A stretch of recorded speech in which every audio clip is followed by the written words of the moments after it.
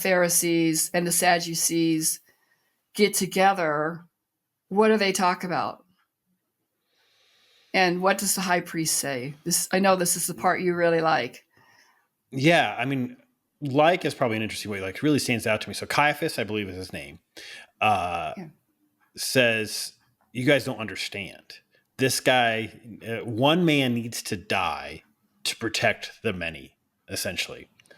And even the way that it's written, it says Caiaphas had prophesied this earlier on, which is very wild to me that at some point, if he prophesied this, he had some bit of divine wisdom that one man must die to save us all. But the way Caiaphas thinks about it is to save the physical temple, save the physical people. And clearly that prophecy is to save all of mankind.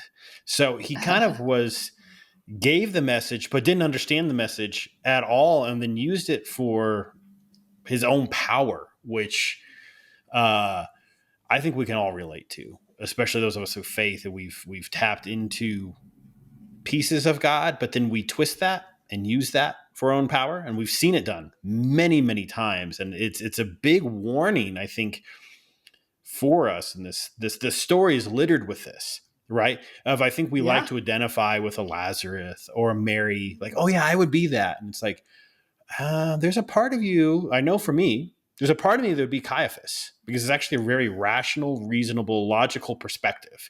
I mean, just you and I were talking like today, if our nation announced that they had killed somebody trying to damage our nation, we'd probably be like, oh, that sucks, but good job, right? Like, good job for protecting us. So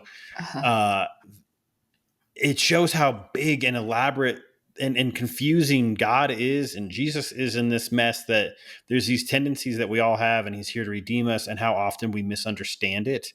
But I guess even then, Romans 8:28 is proven through Caiaphas, all things work out for good for those who are called according to his purpose, you know?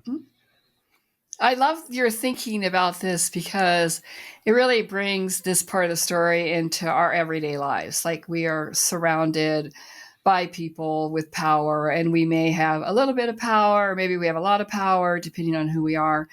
And you're always like, you always got to check your motives. Like, what are you doing with your power? And what are you trying to accomplish?